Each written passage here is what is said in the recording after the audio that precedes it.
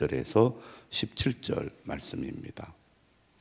요엘서 말씀은 메뚜기 재앙을 배경으로 하고 있습니다. 엄청난 수의 메뚜기가 나타나서 모든 농작물들을 다 갉아 먹어버렸습니다. 그리하여 먹을 것이 완전히 다 사라지고 모든 것이 초토화되어서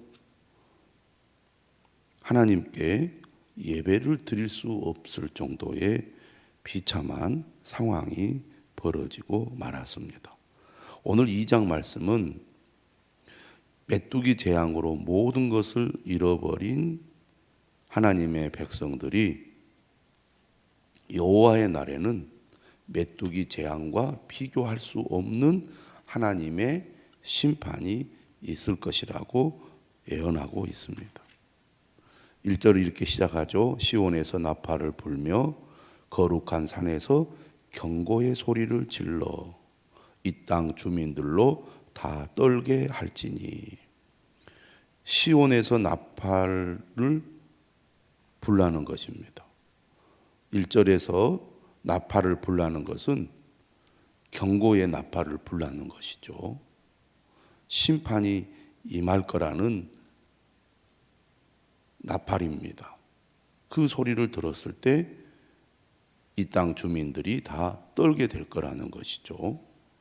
어떤 경고의 소리입니까? 여호와의 날이 이르렀다는 경고의 소리라는 것이죠. 여호와의 날이 이르게 되어서 나팔을 불라는 얘기입니다. 이제 임박하였으니 하나님의 심판이 여호와의 날이 임박했다는 것입니다. 곧 임한다는 얘기죠. 그날은 어떤 날입니까? 2절에 어둡고 캄캄한 날이요 짙은 구름이 덮인 날이라.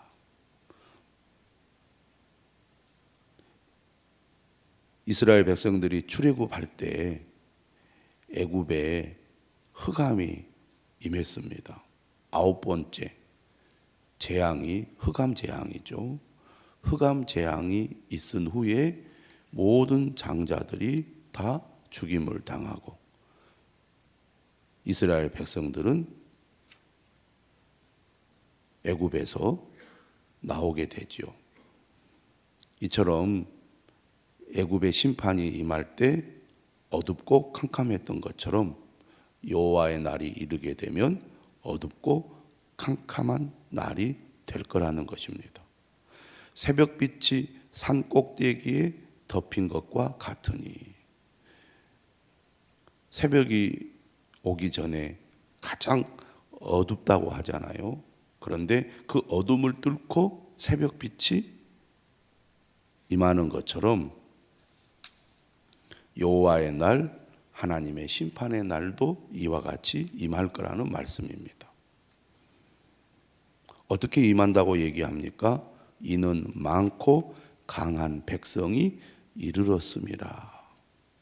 하나님의 심판이 많고 강한 백성, 다시 말하면 큰 군대가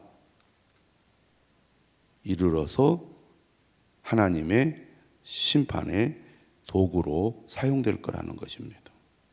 이러한 여호와의 날은 옛날에도 없었고 이후에도 대대에도 없을 것이라고 말씀하고 있습니다.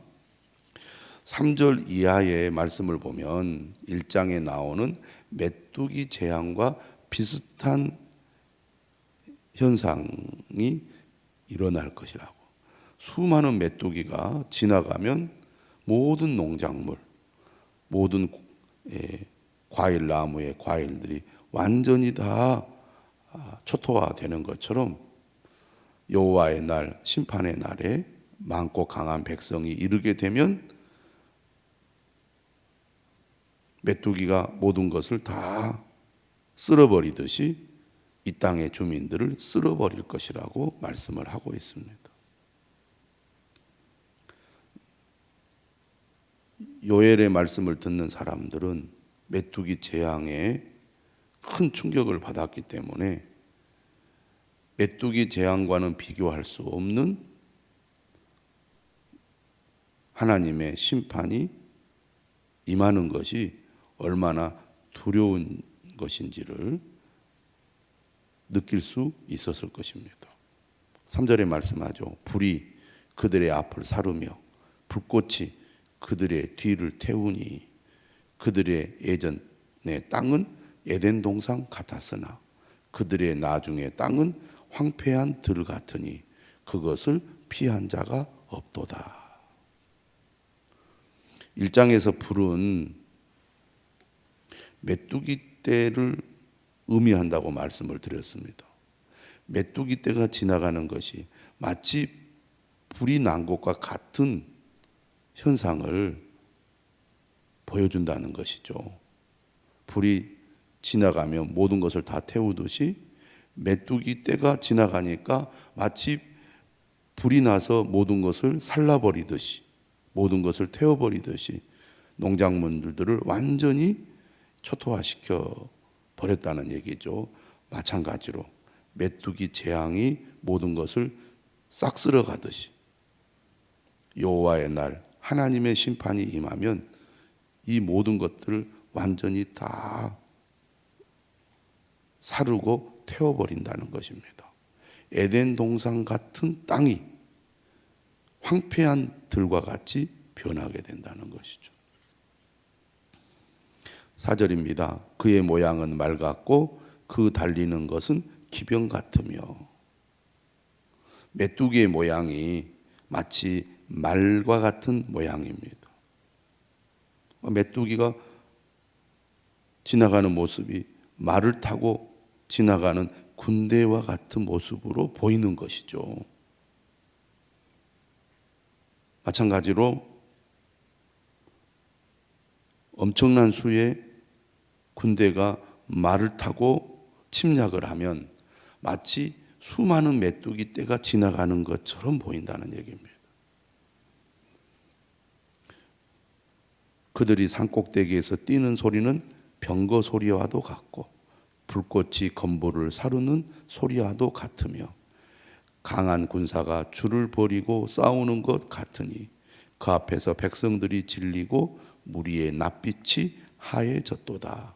그들이 용사같이 달리며 무사같이 성을 기어오르며 각기 자기의 길로 나아가되 그 줄을 이탈하지 아니하며 피차에 부딪히지 아니하고 각기 자기의 길로 나아가며 무기를 돌파하고 나아가나 상하지 아니하며 성중에 뛰어들어가며 성 위에 달리며 집에 기어오르며 도둑같이 창으로 들어가니 그 앞에서 땅이 진동하며 하늘이 떨며 해와 달이 캄캄하며 별이 빛을 거두도다.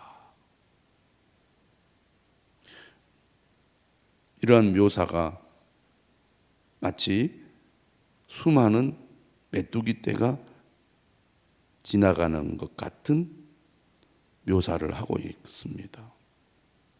이렇게 엄청난 수의 메뚜기가 지나가면서 모든 것을 싹 먹어치우고 황폐하게 만들듯이 여호와의 날에 하나님의 심판이 임하면 메뚜기 재앙과는 비교할 수 없는 엄청난 재앙이 임하고 하나님의 심판이 임할 거라는 것이죠. 11절입니다. 여호와께서 그의 군대 앞에서 소리를 지르시고 그의 진영은 심히 크고 그의 명령을 행하는 자는 강하니.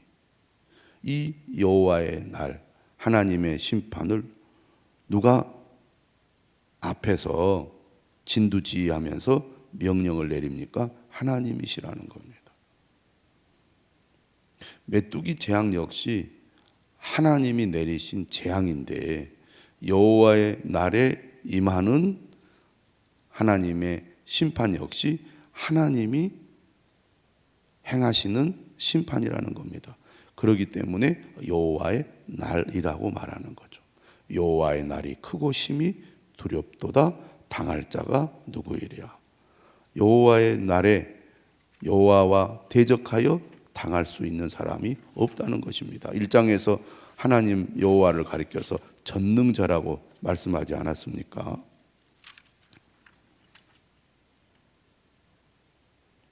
하나님은 자신이 계획한 것을 반드시 실행하시고 그것을 능히 이룰 수 있는 능력을 가지신 분이라는 말씀입니다. 오늘 우리는 코로나의 어려움 속에 살아가고 있습니다. 2년이 지나가는 12월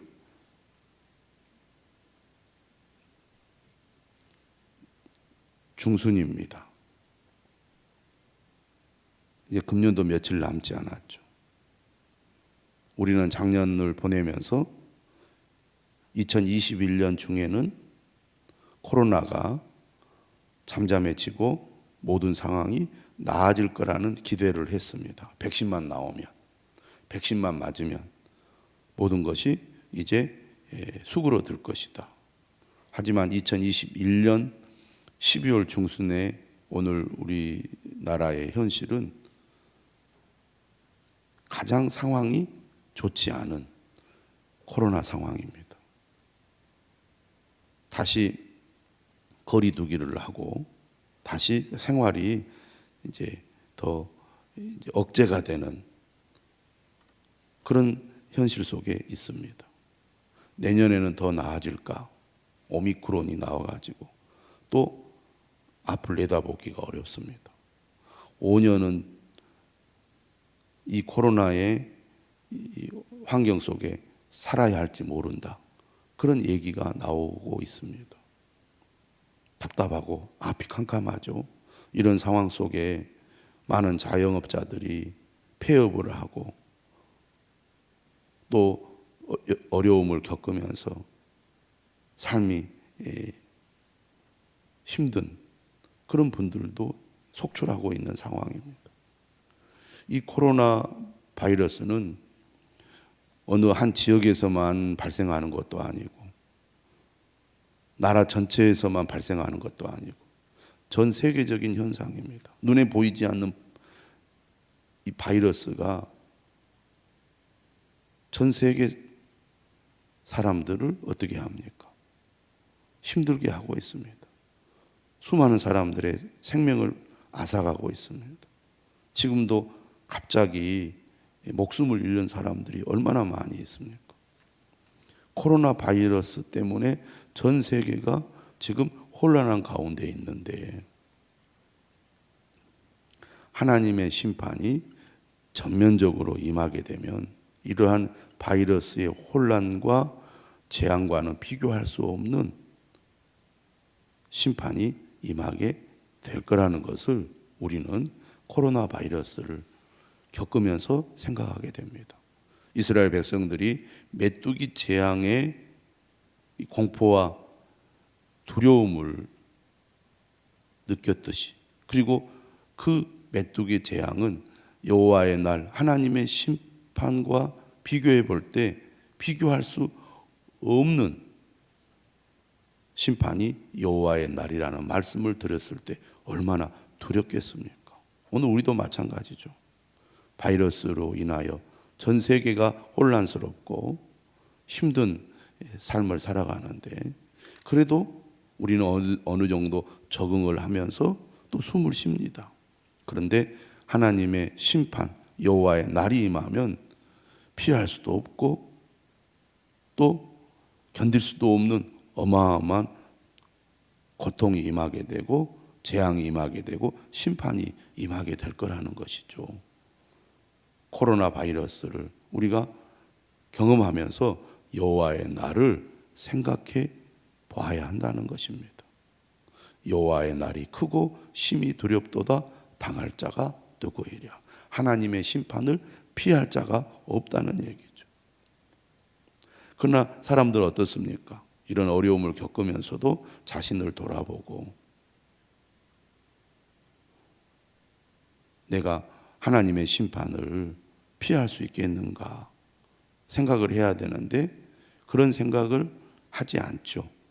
그저 이 어려움을 빨리 극복하고 이 어려움으로부터 빨리 내가 안전하고 자유롭기만을 바랄 뿐이지, 이 어려움과 고통 속에 하나님의 뜻이 무엇이고 또 하나님께서 앞으로 행하실 심판에 대해서 우리가 깊이 생각하지 못할 때가 많습니다. 오늘 이러한 현실 속에 하나님께서는 그의 백성들을 향하여 뭐라고 말씀하십니까? 12절이죠. 여호와의 말씀에 너희는 이제라도 금식하고 울며 애통하고 마음을 다하여 내게로 돌아오라 하셨나니. 메뚜기 재앙은 그의 백성들로 하여금 마음을 다하여 하나님께로 돌아오라는 사인이라는 겁니다. 신호라는 것입니다. 회개를 촉구하는 재앙이라는 얘기죠.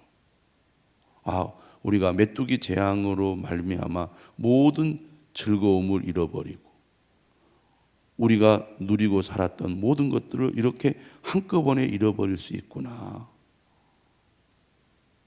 이때야말로 하나님께로 돌아가야 할 때구나 라고 깨달아야 한다는 것입니다. 오늘 우리도 마찬가지죠. 이런 어려움 속에서 빨리 이 어려움이 지나가기만 바라고 있지 않습니까?